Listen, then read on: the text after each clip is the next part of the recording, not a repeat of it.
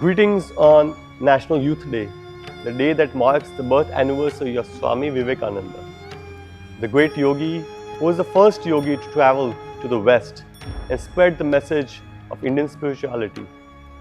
When he introduced himself at the world's parliament of religions, he called himself as belonging to an ancient order of monks. So for us, he represents not just a person but the entire tradition of Indian spirituality.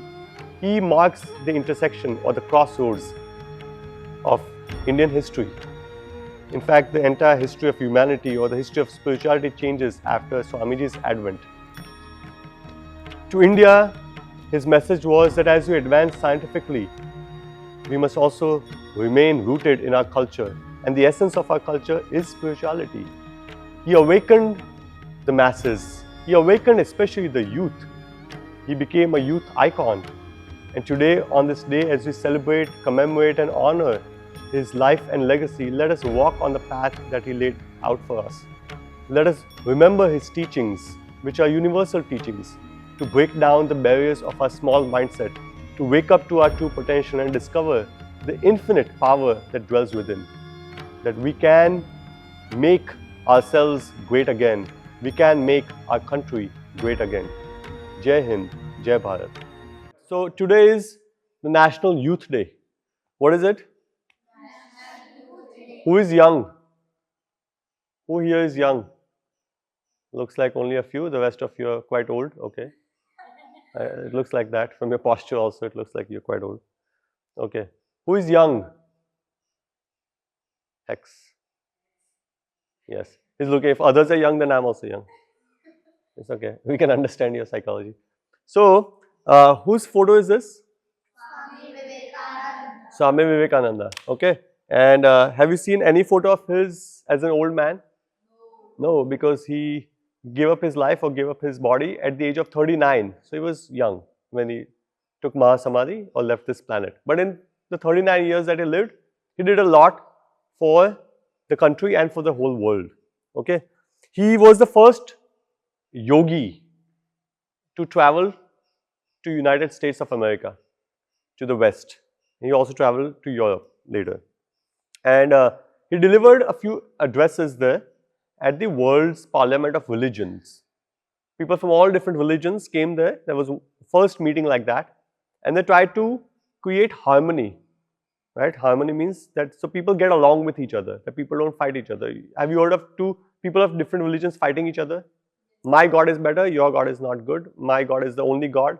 And so they end up fighting each other. A lot of conflicts have happened, wars have happened, killings have happened because of fights in the name of religion. So this was the first interfaith meeting where people got together and they said, let's discuss what is the essence of all religions. So when he got up, he told a story in one of his lectures. So I want to tell you that story now. And you can see how it relates to what we have just learned or what we keep on learning at Sharada Prabha about mindset. Okay. What do you see here? Which animal do you see here? Yeah, amphibian. Okay, frog. And where is the frog stuck? In a well. At the top, there is a Sanskrit phrase for that, Kupa. Kupa means a well. Manduka means? Manduka. Frog. You've heard of Mandukasana? Frog pose. Manduka means frog. Okay, there's also Mandukya Upanishad. Upanishad of the frog. Okay, so Manduka means frog. Kupa means a well. Now, Swami Vivekananda said that there was a well which had a frog. And the frog was born in that well, lived in that well, had never stepped out of the well, ate only what was available in that well. Now, how is a well? Is well a bright place, sunny place, dark place, okay, damp place, filthy place? But the frog had never seen anything. Now, in fact, if you look from the perspective of the frog, when the frog looks at the sky, the frog thinks the sky is only this big. Is the sky this big only? How big is the sky? Does the sky have any limits? So what is something that has no limits?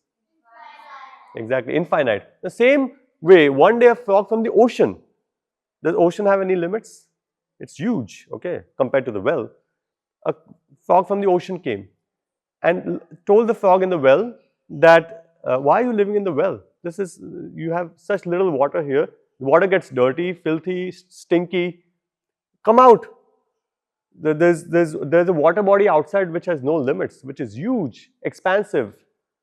And the frog in the well says, it's not possible. It's not possible. I've never seen something like that. The frog frog from the ocean or the sea says that it's there. I've experienced it. I've tasted that water. I've lived in that open sky. I've lived in that open water. Come out, breathe fresh air. And the frog in the well said, no. Because I can look how high I can jump from here to there, from one side of the well to the other side of the well, from one wall of the well to the other wall of the well. The frog in the ocean said, you can jump higher and longer. You practice that high jump, long jump. The frog in the well said, no, this is the limit of my jump. The frog from the ocean said, no, you don't know your limit. You haven't reached your potential. Frog in the well exemplifies which mindset? Fixed mindset or growth mindset? Fixed mindset. And the frog from the ocean exemplifies which mindset? Fixed mindset or growth mindset? The frog in the well said, no, I will not come. This is my comfort zone. I like it here. I know all the frogs that live in this well. They're my friends. They're my relatives. If I come outside, I don't know what will happen. He had fear to step outside. The frog in the well was fearful. The frog from the ocean was fearless. Swamiji was the frog from the ocean. And all the people in that meeting were frogs in the well. You understand? When he told the story, he meant that he's telling them that listen to the frog from the ocean. Because he actually experienced infinity. Okay, these were his actual words. Why we disagree? He titled his talk, Why We Disagree. 15th September, which year? 1893. Okay, more than 100 years ago. He said, that has been the difficulty all the while. What's the difficulty? Because all the frogs are frogs in the well. All the people that he's meeting are all frogs in the well. I'm a Hindu, I'm sitting in my own little well and thinking that the whole world is my little well. The Christian sits in his little well and thinks the whole world is his well. The Mohammedan means a Muslim, sits in his little well and thinks that is the whole world. So every person is sitting in his or her own well and thinking this is the ultimate reality, this is the world. But is that the world? Or is there a world beyond the well? Is there a world beyond the well? Who would know that? Only somebody who steps out and goes out. I have to thank you of America for the great attempt you are making to break down the barriers of this little world of ours, and hope that in the future the Lord will help you to accomplish your purpose. He's thanking America, the United States of America, for creating this meeting, for having this meeting so that all of you, all of us can come here and discuss and come out of our little wells. Why we disagree? That's the title of his talk. Why do we disagree? Why do we fight with each other? Because we think my well is real and you think your well is real. But which well is real? This well, that well, both or neither? Neither. Neither of them are real. Reality is outside the well, which is the ocean. Which water is pure? Well water or ocean water? Which water is stinky? Well water. Yet people love the well. This is known as Cooper Manduk. Cooper, well, Manduka, frog.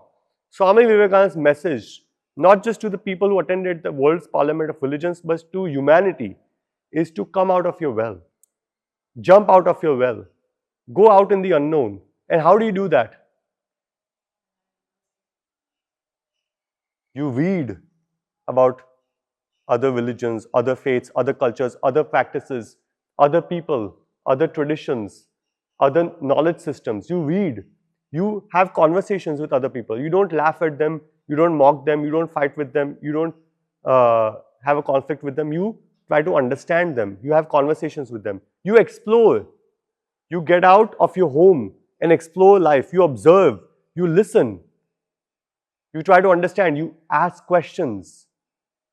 Make sense? This is how over time you get out of your well. Otherwise, if you live in your well, you will remain the frog in the well. You have been born in the well, you took birth in the well, you lived in the well, and you will die in the well, not knowing that there's a world outside which is fresh, real, infinite. Isn't that sad if you die in the well? Isn't it sad? This is a tragedy of human life, that we have an opportunity to step out of the well. Sharada Prabha gives you an opportunity to step out of the well. It's your choice.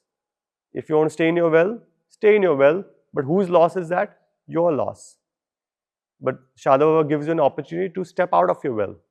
If you step out, if you jump out, you will see your infinite nature. Sharada Prabha means the light of knowledge. You will actually experience light. You will actually experience sky. You will actually experience the infinity of life. You will realize knowledge has no limits. Make sense? This is known as Anantam. Anantam. Satyam, Gnanam, Anantam. Truth, knowledge, infinity. Infinite knowledge, infinite truth, infinite consciousness. So whose choice is it? Your choice. Okay? This was Swami Vivekananda's message to humanity. Okay? Good luck to everyone on National Youth Day.